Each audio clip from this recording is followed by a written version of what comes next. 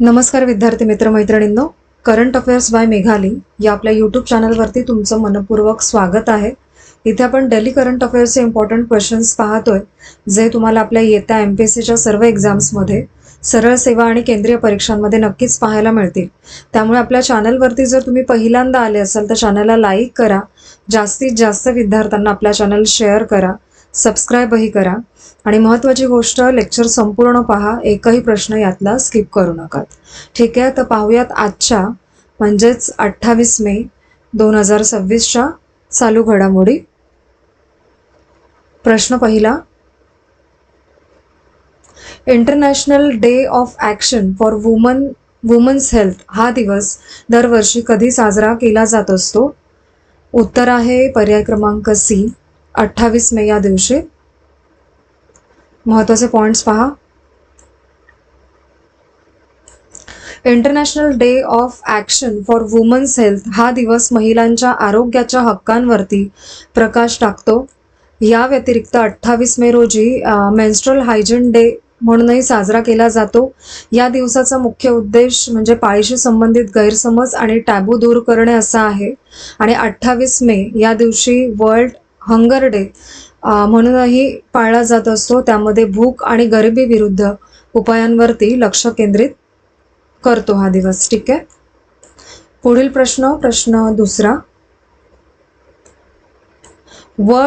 पहिले वर्ल्ड योगासन चॅम्पियनशिप 2026 कोणत्या शहरात आयोजित केली जाणार आहे असा प्रश्न. तर याचं योग्य उत्तर आहे पर्याय क्रमांक बी, अहमदाबादमध्ये. महत्त्वाचे पॉइंट्स पहा या प्रश्नाचे. पहिली वर्ल्ड योगासन चॅम्पियनशिप 2026 मध्ये भारतात होणार आहे आणि ही स्पर्धा 4 ते 8 जून 2026 दरम्यान सुरू राहील. आणि ही स्पर्धा अहमदाबाद, गुजरातमधल्या ट्रान्स स्टॅडिया मणीनगर येथे घेतली जाणार आहे. ठीक आहे, योगासना भारत ही संस्था आयोजनाची जबाबदारी घेत आहे आणि ही स्पर्धा वर्ल्ड योगासन या संस्थेच्या अंतर्गत आहे. आणि योगासनाला जागतिक स्पर्धात्मक खेळ म्हणून ओळख मिळवून द्यायची ही मुख्य भावना यामागची आहे. आणि या स्पर्धेमध्ये पोश्चर, बॅलन्स, फ्लेक्झिबिलिटी आणि प्रिसिशन यावरती गुण दिले जाणार आहेत आणि हे निकष असणार आहेत त्या स्पर्धेमध्ये. आणि अहमदाबाद 2036 सालच्या ऑलिम्पिक गेम्ससाठी दावेदार देखील आहे. पुढील प्रश्न तिसरा, FRB 2024-0304B हा 10 अब्ज वर्ष जुना रेडिओ सिग्नल प्रथम कोणत्या दुर्बिणीद्वारे शोधण्यात आलेला आहे नुकताच?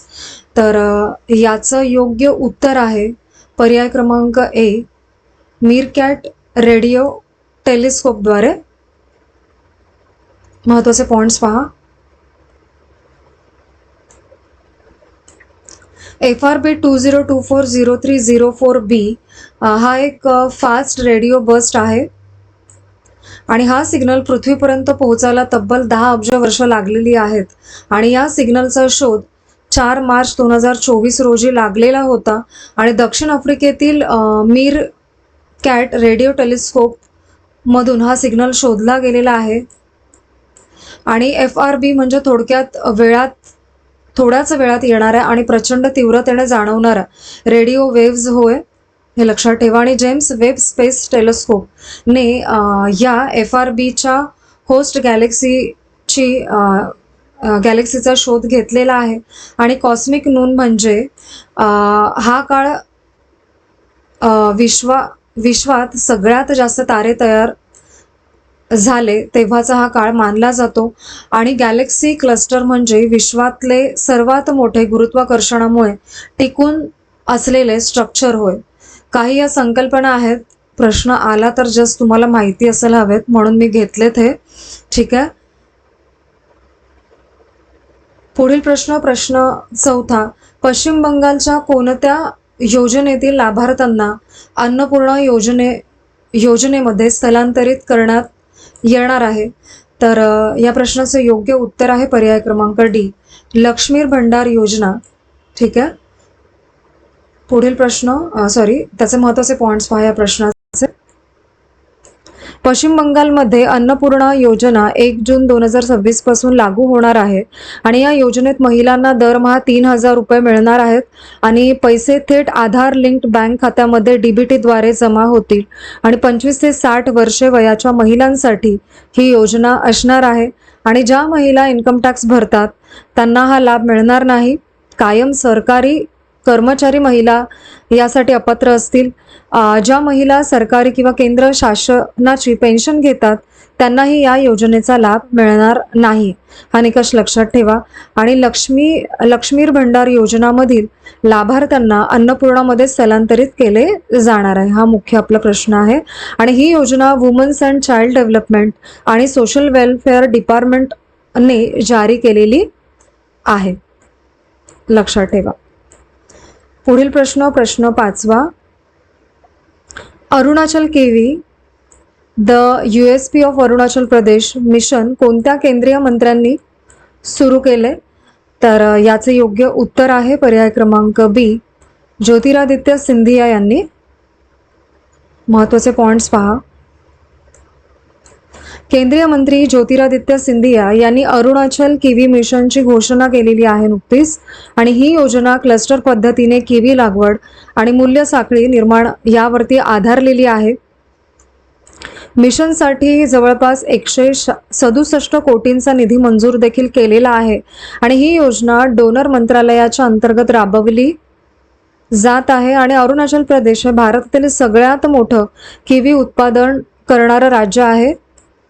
असा प्रश्न येऊ शकतो हा वेगळा. ठीक आहे. 2020 मध्ये अरुणाचल प्रदेशला ऑर्गॅनिक किवीसाठी सर्टिफिकेशन देखील मिळालेलं आहे आणि हेवर्ड आणि ॲलिसन हे किवीचे मुख्य प्रकार आहेत, हे देखील लक्षात ठेवा. आणि मेघालय हे लक्षाडोंग हळदीसाठी प्रसिद्ध आहे. पूर्वेकडील राज्य आणि तिथे काय प्रमुख आहे ते लक्षात ठेवा. थोडक्यात मेघालयमध्ये लक्षाडोंग हळद, आसाममध्ये मुगा सिल्कसाठी आसाम ओळखलं जातं, नागालँड कॉफीसाठी, मिझोराम आल्यांसाठी आले आणि सिक्कीम हे सेंद्रिय शेतीसाठी आणि मणिपूर हे वाटपोली वारशासाठी प्रसिद्ध आहे. शेवटचा पॉइंट थोडक्यात लक्षात घ्या. ठीक आहे. पुढील प्रश्न 6. 27 मे 2026 पर्यंत एशिया पॅसिफिक म्हणजे APAC प्रदेशामध्ये ऑपरेशनल डेटा सेंटर कपॅसिटीमध्ये भारताचा क्रमांक कितवा होता असा प्रश्न. तर योग्य उत्तर आहे याचं पर्याय क्रमांक बी, दुसरा क्रमांक आहे भारताचा. महत्त्वाचे पॉइंट्स पहा. भारत APAC भागामध्ये ऑपरेशन डेटा सेंटर क्षमतेमध्ये दुसऱ्या क्रमांकावरती आहे आणि भारताची ऑपरेशन क्षमता सध्या 1.6 गिगावॅट आहे आणि भारताची विकास पंथातील क्षमता 3.1 गिगावॅट इतकी आहे. मुंबई हे देशातील सर्वात मोठं डेटा सेंटर हब आहे आणि 2026च्या शेवटी मुंबईची क्षमता 1 गिगावॅट ओलांडेल असा अंदाज देखील वर्तवला जातोय आणि हैदराबाद APAC मध्ये सर्वोत्तम सेकंडरी डेटा सेंटर मार्केट म्हणून ओळखलं जातंय आणि आर्टिफिशियल इंटेलिजन्स आणि हायपर स्केल क्लाउड विस्तार हेच डेटा सेंटरच्या वाढीला चालना देत असते. ठीक आहे. पुढील प्रश्न 7. भारतातील झुरळांच्या मोठ्या प्रमाणावरील पहिली DNA बारकोड लायब्ररी कोणत्या शहरात तयार करण्यात आलेली आहे? ही भारतातील पहिली आहे, त्यामुळे विशेष आहे हा प्रश्न येऊ शकतो. ठीक आहे. योग्य उत्तर आहे पर्याय क्रमांक बी, पुण्यामध्ये स्टार्ट झालेली आहे. महत्त्वाचे पॉइंट्स पहा. भारतातले पहिले मोठ्या प्रमाणात झुरळांच्या DNA बारकोड लायब्ररी पुण्यात तयार झालेली आहे आणि हे संशोधन झूलॉजिकल सर्वे ऑफ इंडियाने केलेलं आहे आणि GSIचं वेस्टर्न रिजनल सेंटर पुण्यात आहे आणि साऊथर्न रिजनल सेंटर हे चेन्नईमध्ये आहे. दोनही मुद्दे लक्षात घ्या. ठीक आहे. प्राचार्य रामकृष्ण मोरे कॉलेज पुणे यांचा या प्रकल्पामध्ये सहभाग आहे मुख्यत्वे, आणि 100 पेक्षा जास्त झुरळांच्या प्रजातींचं DNA बारकोड तयार केलं गेलेलं आहे यामध्ये. आणि DNA बारकोडिंग हे प्रजाती ओळखण्यासाठी वापरलं जाणारं अत्याधुनिक तंत्रज्ञान आहे, आणि जैवविविधतेचा अभ्यास करताना DNA बारकोडिंग खूप उपयोगी ठरतं, आणि भारतातील जैवविविधतेच्या नोंदीसाठी हे संशोधन अत्यंत महत्त्वाचं मानलं जातं. पुढील प्रश्न 8वा. नासाने 2026 मध्ये चंद्र मोहिमेसाठी लुनार रोवर पुरविण्याचा करार कोणत्या कंपनीला दिलेला आहे, असा प्रश्न. योग्य उत्तर आहे पर्याय क्रमांक डी, ब्ल्यू ओरिजिन या कंपनीला. महत्त्वाचे पॉइंट्स पहा. नासाने ब्लू ओरिजिन या खाजगी कंपनीला चंद्रावरती मोहीम राबवण्यासाठी महत्त्वाचा करार दिला आहे. हा करार 26 मे 2026 रोजी जाहीर झाला, आणि मून बेस इनिशिएटिव्ह चा उद्देश चंद्राच्या दक्षिण ध्रुवावरती कायमस्वरूपी बेस उभारणे असा आहे. आणि या साऊथ पोल भागामध्ये पाण्याचा बर्फ साठा आढळतो, आणि दक्षिण ध्रुवावरती कायम सावली असलेली मोठी क्रेट्स आढळतात, जे या प्रदेशाचं खास वैशिष्ट्य आहे. ठिकाणी ब्लू ओरिजिनला सुरुवातीला किमान $188 दशलक्ष चा करार मिळालेला आहे, आणि लुनार टेरियन व्हेकल चा उपयोग अंतराळवीर आणि वैज्ञानिक साहित्य वाहण्यासाठी केला जातो, हे लक्षात ठेवा. पुढील प्रश्न 9वा. महाराष्ट्र मंत्रिमंडळाने सावंतवाडी रोड रेल्वे स्थानकाचे नवीन नाव काय मंजूर केलेले आहे, म्हणजे काय नवीन नाव बदलण्यात आलेलं आहे, असा प्रश्न आहे. योग्य उत्तर आहे पर्याय क्रमांक सी, लोकमान्य मधु दंडवते रेल्वे टर्मिनस असं नवीन नाव करण्यात आलेलं आहे. महत्त्वाचे पॉइंट्स पहा. सावंतवाडी रोड रेल्वे स्थानकाचं नाव बदलून लोकमान्य मधु दंडवते रेल्वे टर्मिनस असं करणार आहेत, आणि हा निर्णय महाराष्ट्र मंत्रिमंडळाने 26 मे 2026 जाहीर केलेला आहे. मधु दंडवते हे माजी केंद्रीय रेल्वे मंत्री होते. कोकण रेल्वेचे शिल्पकार म्हणून मधु दंडवते यांचं मोठं योगदान आहे. 1978-79 मध्ये कोकण रेल्वेचा पहिला टप्प्यास वेग आला होता, आणि कोकण रेल्वे कॉर्पोरेशन लिमिटेड म्हणजे KRCL ची स्थापना 1990 मध्ये झालेली आहे. आणि सावंतवाडी रोड स्थानक सिंधुदुर्ग जिल्ह्यात येतं, आणि कोकण रेल्वेमुळे महाराष्ट्र, गोवा आणि कर्नाटकचा संपर्क सुकर झालेला आहे. पुढील प्रश्न 10वा. मे 2026 मध्ये भारताला मागे टाकून जगातील 5वे सर्वात मोठे शेअर मार्केट कोणते बनलेले आहे, तर या प्रश्नाचं योग्य उत्तर आहे पर्याय क्रमांक सी, तैवान. महत्त्वाचे पॉइंट्स पहा. तैवानने भारताच्या पुढे जात जगातील 5वे सर्वात मोठे शेअर मार्केट ते बनलेले आहे, आणि तैवानचे मार्केट कॅपिटलायझेशन सध्या $4.95 ट्रिलियन इतकं आहे, आणि भारताचे मार्केट कॅपिटलायझेशन $4.92 ट्रिलियन इतकं आहे. फरक लक्षात घ्या, थोडाच फरकाने पुढे आहेत. आणि तैवानच्या या घोडदौडीमध्ये TSMC कंपनीचा मोठा वाटा आहे. म्हणजे काय, तर तैवान सेमीकंडक्टर मॅन्युफॅक्चरिंग कंपनी असा तिचं फुल फॉर्म आहे.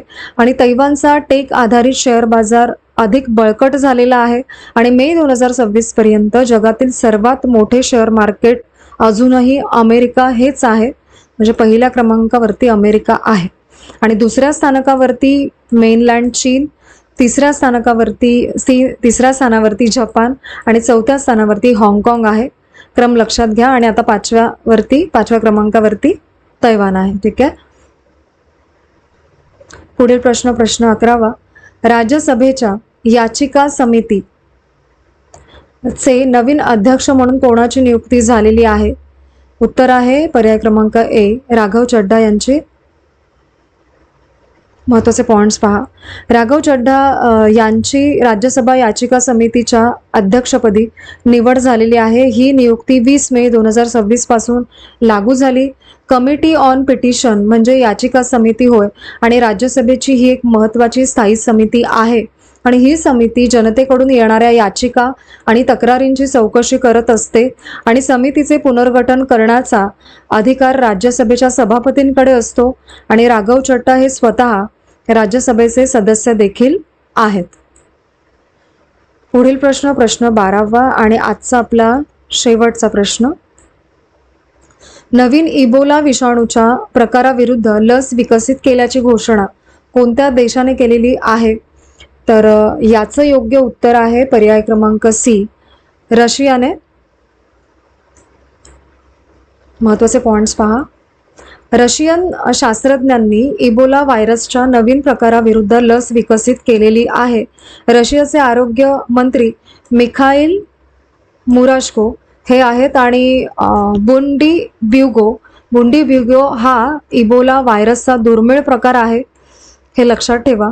आणि WHO कांगो आणि उगांडातील इबोला उद्रेकाला ग्लोबल पब्लिक हेल्थ एमर्जन्सी म्हणून नुकतंच घोषित केलेलं आहे आणि ही घोषणा इंटरनॅशनल हेल्थ रेग्युलेशन अंतर्गत करण्यात आली आणि DGCAने युगांडा आणि कांगोसाठी SOP देखील जारी करण्यात आलेली आहे आणि इबोला हा गंभीर व्हायरल डिसीज आहे.